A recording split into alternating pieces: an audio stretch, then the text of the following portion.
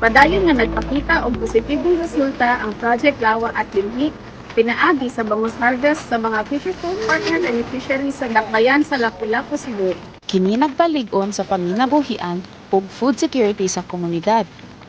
Matod pa ni Irene Montejo, Regional Focal Person, ang proyekto nagpadayon sa paghatag og suporta ug oportunidad alang sa mga partner beneficiaries. Ang proyektong Alawa og Binhi sa isla sa Lapu-Lapu City, Cebu naghatag og encourage sa atong mga partner nga beneficiaryo nga mga fishing folks nga diin nakatabang o nakalipay sa ilaha sama sa pagkaon sa ilang matag pamilya ug sa ilang komunidad. Gipahigayon ng kalihukan sa Barangay San Vicente ug Panganan, mga island barangay sa isla sa Olango, Dakbayan sa Lapu-Lapu, Cebu.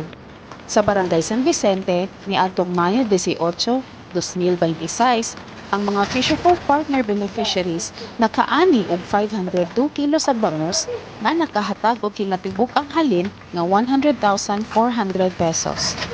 Samtang sa Barangay Panganan ni adtong Mayo 20, 2026, miabot ang kinatibuk ang halin nga 150,150 pesos sa kantidad nga 150 matag kilo.